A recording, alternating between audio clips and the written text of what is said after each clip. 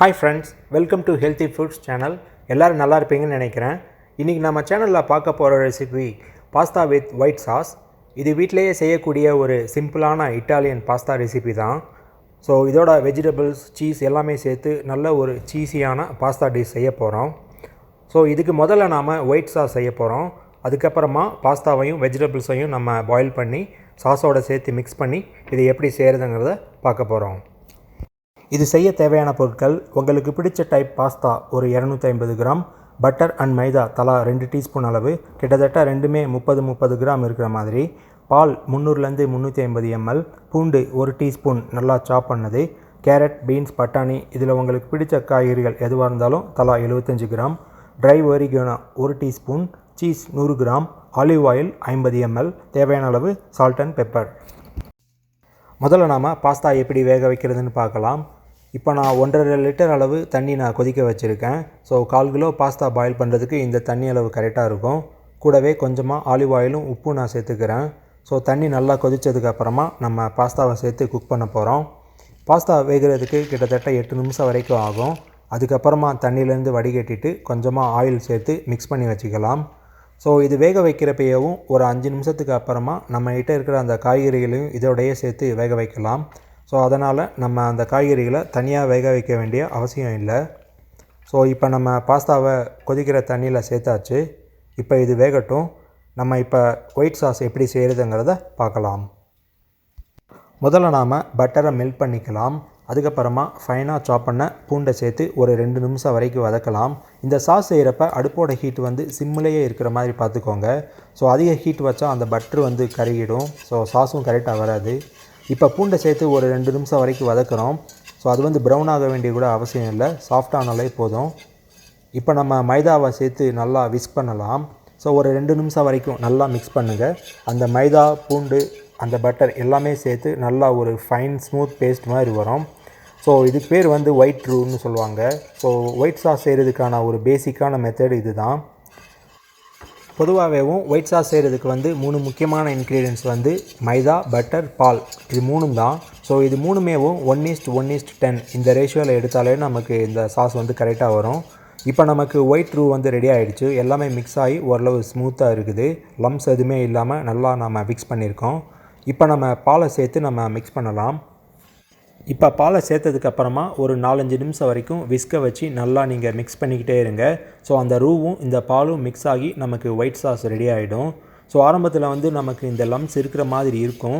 ஆனால் பால் ஹீட்டாக அந்த ரூவோட மிக்ஸ் ஆகி நமக்கு சாஸ் திக்னஸ் வந்துடும். அந்த லம்ஸும் கரைஞ்சிடும். ஸோ இப்போ பொறுமையாக ஒரு 4-5 நிமிஷம் வரைக்கும் மிக்ஸ் பண்ணிக்கிட்டே இருங்க. அடுப்போட ஹீட்டை மாற்றாமல் சிம்மிலேயே வச்சுக்கோங்க. ஸோ அப்போ தான் இந்த சாஸ் ஈவனாக நமக்கு திக்காகும். இப்போ நமக்கு ஒயிட் சாஸ் ரெடி ஆகிடுச்சு. பார்த்தாலே உங்களுக்கு தெரியும் அந்த கரெக்டான கன்சிஸ்டன்சியில் அந்த சாஸ் ரெடி ஆகிருக்குது. ஸோ லம்ஸ் எதுவுமே இல்லை. ஸோ இப்போ நம்ம பாஸ்தா எப்படி இருக்குதுன்னு சொல்லி பார்க்கலாம். இப்போ பாஸ்தாவை பாயில் பண்ண ஆரம்பித்து 5 நிமிஷம் வரைக்கும் ஆகிடுச்சு. ஸோ இப்போ நான் கேரட், பச்சை பட்டாணி இது ரெண்டையும் சேர்த்துக்கிறேன். கேரட்டோட சைஸ் சின்ன சைஸில் இருக்கிற மாதிரி கட் பண்ணிக்கோங்க. ஸோ அப்போ தான் ஈவனாக குக் ஆகும். ஸோ இன்னும் ஒரு 3 நிமிஷம் இது எல்லாத்தையும் சேர்த்து நம்ம பாயில் பண்ணலாம். அதுக்கப்புறமா இதை தண்ணியிலேருந்து வடிகட்டி வச்சுக்கலாம். ஸோ அதுக்கப்புறமா நம்ம செஞ்சு வச்சுருக்கிற அந்த ஒயிட் சாஸோட சேர்த்து மிக்ஸ் பண்ணால் நமக்கு pasta with white sauce ready ஆகிடும். இப்போ நமக்கு பாஸ்தா, கேரட், பச்சை பட்டாணி எல்லாமே குக் ஆகிடுச்சு. நம்ம இப்போ ஸ்ட்ரெயின் பண்ணி வச்சிடலாம். ஸோ இப்போ நம்ம இந்த ஒயிட் சாஸோட சேர்த்து மிக்ஸ் பண்ண போகிறோம். ஸோ இந்த சாஸோட சேர்த்ததுக்கப்புறமா ஓரளவு ஈவனாக கோட் ஆகிற வரைக்கும் மிக்ஸ் பண்ணால் போதும். அவரேஜாக ஒரு 2-3 நிமிஷம் வரைக்கும் மிக்ஸ் பண்ணாலே போதும். நமக்கு இந்த டிஷ் ரெடி ஆகிடும். இந்த சாஸ்க்கு திக்னஸ் கொடுக்கறது மைதா தான். ஸோ அதில் இருக்கிற ஸ்டார்ச் நமக்கு திக்னஸ் கொடுத்துக்கிட்டே தான் இருக்கும். டைம் ஆக சாஸ் ட்ரையாகவும் திக்காகவும் ஆகிட்டே தான் இருக்கும். ஸோ அதனால் உங்களுக்கு இந்த சாஸ் ரொம்ப திக்காகிடுச்சுன்னு நினச்சிங்கன்னா பாஸ்தாவோட சேர்த்து மிக்ஸ் பண்ணுறப்ப கொஞ்சமாக நீங்கள் பால் சேர்த்துக்கலாம். இப்போ நான் ஒரு 50 ml அளவு பால் சேர்த்து நான் மிக்ஸ் பண்ணுறேன். ஸோ அதனால் அந்த சாஸோட ஒரிஜினல் கன்சிஸ்டன்சி நமக்கு மறுபடியும் வரும். இந்த பாஸ்தா டிஷ்ஷை பொதுவாகவேவும் சாஸோட சேர்த்து மிக்ஸ் பண்ணதுக்கப்புறமா உடனே சாப்பிட்டா நல்லாயிருக்கும்.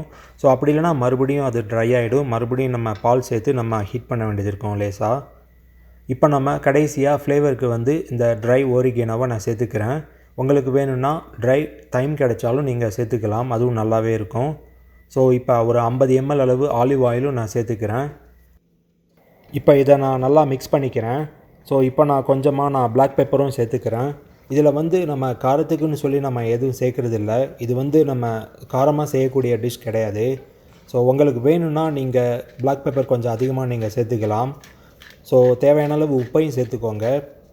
ஸோ உப்பு அதிகமாக சேர்க்க தேவையில்லை, ஏன்னா நம்ம வந்து சீஸ் ஆட் பண்ணுவோம். ஸோ சீஸ்லேயும் ஓரளவு அந்த சால்ட்டினஸ் இருக்கும். ஸோ அதனால் அது பார்த்து சேர்த்துக்கோங்க. இப்போ கடைசியாக நம்ம கிட்ட இருக்கிற அந்த சீஸ் ஆட் பண்ணிக்கலாம்.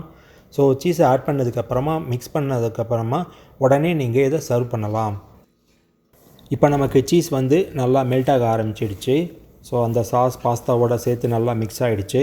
ஸோ இதுதான் கரெக்டான ஸ்டேஜ். ஸோ இப்போ நீங்கள் இந்த அடுப்பை ஆஃப் பண்ணிவிட்டு நீங்கள் இதை சர்வ் பண்ணலாம். ஸோ ரொம்ப நேரம் வச்சுருந்தாலும் இது மறுபடியும் ட்ரை ஆகும்.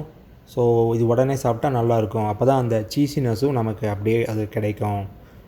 ஸோ இப்போ நமக்கு pasta with white sauce ready ஆகிடுச்சு. இந்த ரெசிபியை ஃபாலோ பண்ணி இதை நீங்கள் செஞ்சு பாருங்கள். கண்டிப்பாக நல்லா வரும். கூடவே வெஜிடபிள்ஸும் கண்டிப்பாக ஆட் பண்ணுங்கள். ஸோ ஹெல்த்தியான ஒரு டிஷ்ஷாக இருக்கும். குழந்தைங்களுக்கு ரொம்ப பிடிக்கும். ஸோ ட்ரை பண்ணி பார்த்துட்டு பிடிச்சிருந்தால் லைக் பண்ணுங்கள், கமெண்ட் சொல்லுங்கள், உங்கள் ஃப்ரெண்ட்ஸோட ஷேர் பண்ணுங்கள். நெக்ஸ்ட் டைம் வேறு ஒரு ரெசிபியோட உங்களை நான் சந்திக்கிறேன். என்னுடைய சேனலை சப்ஸ்கிரைப் பண்ணாதவங்களும் சப்ஸ்கிரைப் பண்ணுங்கள். நன்றி, வணக்கம்.